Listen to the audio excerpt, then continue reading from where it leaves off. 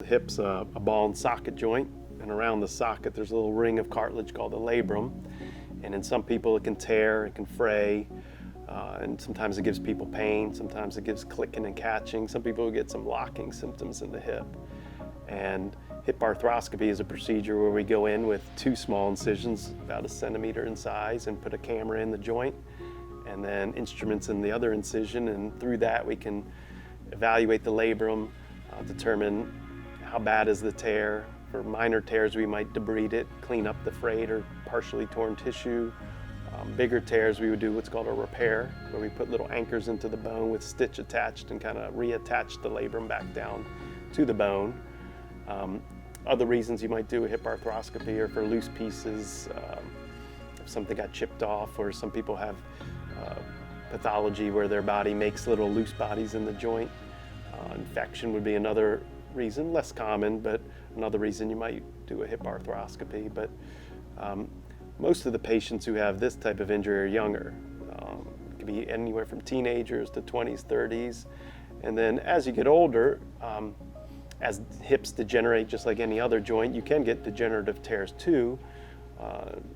And some people, I've done them in people in their 50s and 60s as well. So it's not that it's only a young person kind of injury or procedure, but I would say the majority are on the younger side who develop symptomatic tears.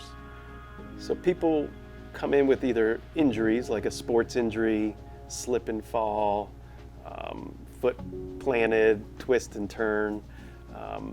Other people, it's more degenerative and over time. A lot of the athletes that you get are people who crouch a lot. So like a hockey goalie is a very common position of a sport that person would get hurt.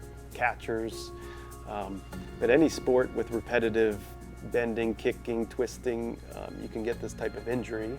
And some people remember a distinct injury and say, look, for the past 5 years I've had issues and they've just gotten worse as time it's gone on. And then other people come in, right after the injury. And similar to most injuries, most people we give a chance to heal on its own, or send them to therapy or try some medicines. Every once in a while you'll try a shot of cortisone to see if it can calm things down. But to me, most labral tears either bother people enough to do something about, or they don't. And the people who do, I think hip arthroscopy is a good option for them. It's a minimally invasive outpatient procedure. It does require general anesthesia because the hip is a tight joint and it requires some distraction to slide the hip out of place just enough to get a 4 or 5 millimeter camera into the joint. But most people after the procedure, it's an hour and a half procedure, would go home with crutches, very small dressing on the wound. I usually put people on crutches for the first couple of weeks to kind of protect the hip and slow people down. Therapy would start right after that as well. Once things heal, we slowly start to work back towards normal activities, where, it's usually through physical therapy to help guide them.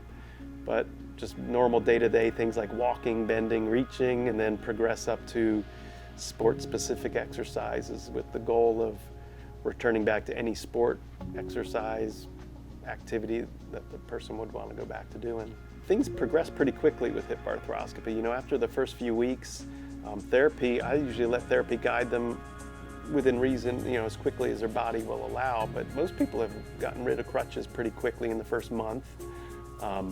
Then we protect it for the next couple months, because soft tissues do take a good 2 to 3 months to fully heal. I usually restrict high impact sports like hockey, soccer, basketball, anything where there's a risk of getting knocked over, run into, trip and fall. I usually restrict that for 6 months. But in terms of returning back to the gym and normal house activities within the first 2-3 months, most people are getting back to that.